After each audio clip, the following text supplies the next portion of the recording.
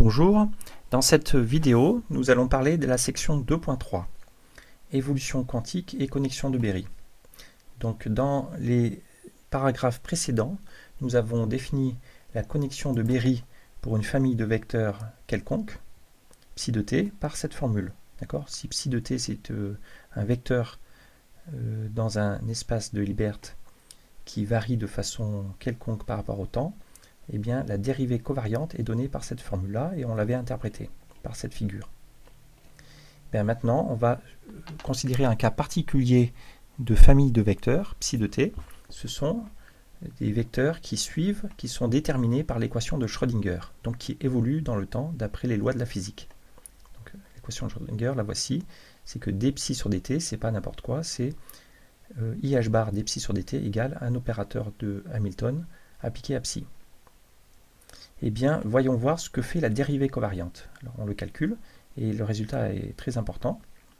Donc, d'après l'expression de la dérivée covariante, que l'on a démontré, qui est ici, vous voyez, pour avoir la dérivée covariante de psi, il faut faire le produit scalaire entre d psi sur dt et psi lui-même. Donc, faisons ce calcul. Donc, dérivée covariante de psi par rapport à t, c'est produit scalaire de psi avec d psi sur dt, divisé par psi psi fois psi. Alors, dans le cas particulier de l'équation de Schrödinger, d psi sur dt, vous voyez, c'est h psi divisé par ih bar. Donc h psi divisé par ih bar, et divisé par i, c'est comme multiplié par moins i. Donc ça explique ce facteur. Il reste cette expression-là. Et en physique, eh bien, psi produit scalaire h psi divisé par psi psi, c'est ce qu'on appelle l'énergie moyenne de l'état psi, car ça correspond à la valeur moyenne de l'énergie lorsqu'on fait des mesures sur l'état psi. Donc c'est un nombre réel, et le résultat, donc, c'est que la dérivée covariante, c'est le vecteur psi fois son énergie moyenne fois un facteur imaginaire pur, moins i sur h bar. Voilà, donc a priori, la dérivée covariante est non nulle, ça veut dire que lors de l'évolution quantique, psi ne suit pas le transport parallèle. Il a une rotation interne supplémentaire, et cette rotation, la vitesse de rotation, vous voyez, c'est donné par son énergie.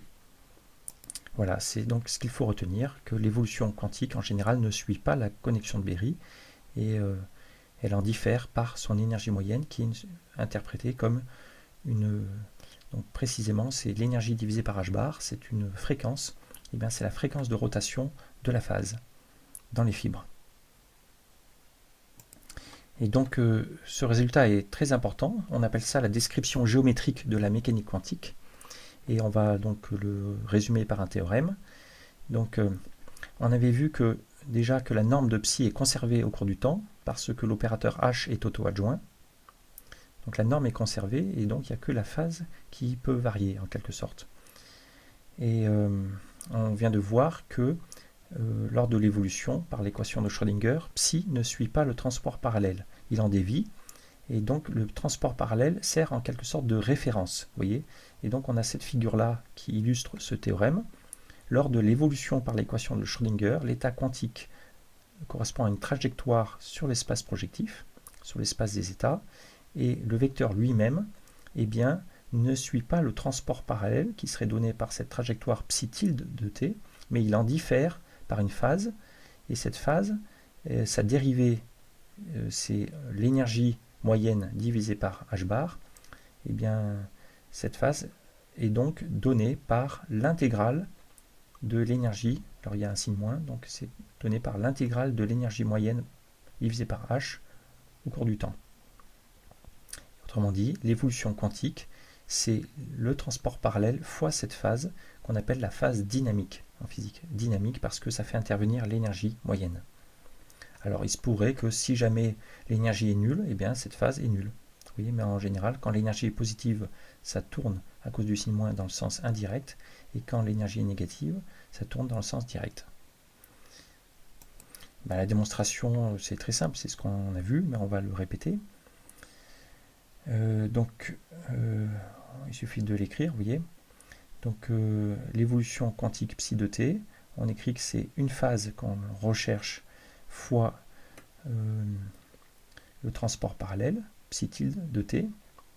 D'après la formule de Leibniz, la dérivée covariante de psi, c'est donc la dérivée de cette fonction, donc i phi point fois exponentielle i phi fois psi tilde, donc i phi point fois psi, plus la fonction exponentielle i phi fois la dérivée covariante de psi tilde. Mais la dérivée covariante de psi tilde est égale à 0 par hypothèse, comme ça suit le transport parallèle, donc il reste que ce premier terme, i phi point fois psi. Par ailleurs, on a vu précédemment ici que la dérivée covariante de psi c'était moins i e sur h bar fois psi. Donc ici voilà, c'est moins i e sur h bar fois psi. Et donc ce résultat, il faut l'identifier avec ça. Ça donne identification des facteurs. Donc i phi point égale moins i e sur h bar. Et donc phi point égale moins e sur h bar. Voilà, et ça c'est la dérivée de phi. Donc phi lui-même c'est l'intégrale. C'est moins 1 sur h bar fois l'intégrale de e qui dépend du temps. Donc c'est bien une intégrale. L'intégrale de e entre 0 et t. Alors peut-être on va le dire après, mais en général, quand le hamiltonien ne dépend pas du temps, eh bien l'énergie moyenne ne dépend pas du temps, c'est une constante. Donc cette intégrale, ce serait juste E fois t. Mais si le hamiltonien dépend du temps, eh bien il faut vraiment considérer une intégrale. Voilà, donc cette phase dynamique, c'est la déviation par rapport au transport parallèle. Le transport parallèle est intéressant en lui-même, rappelez-vous l'expérience de Foucault. Lorsque Foucault a fait le tour de la Terre, en fait, lorsque la Terre l'emporte et qu'il se passe 24 heures, eh bien, en revenant au point de départ par rapport aux étoiles, le pendule de Foucault a effectué un angle qu'on appelle l'holonomie ou la phase de Foucault, qui n'était pas triviale. Donc rien que le transport parallèle lui-même, lors d'un tour d'une trajectoire périodique sur l'espace des états, peut acquérir une certaine phase. Donc on va maintenant considérer cette situation. Vous voyez, dans le cas particulier où l'état quantique, donc crochet de psi de t sur l'espace projectif, parcourt une courbe fermée, gamma, donc le mot courbe fermée est très important, lorsque l'état quantique revient à lui-même dans l'espace des états, sur l'espace projectif, avec un certain temps grand t, donc crochet psi de t est égal à crochet psi 0 sur l'espace projectif. Autrement dit, ça veut dire que le vecteur lui-même psi de t est égal au vecteur psi 0 fois une constante. Comme la norme est conservée, cette constante c'est juste une phase, une certaine phase, phi. Donc partant d'ici, psi de 0, après un temps grand t, le vecteur psi de t arrive ici et diffère de psi 0 par une certaine phase, phi. Et bien ce qu'on vient de démontrer, c'est que cette phase se décompose en deux parties.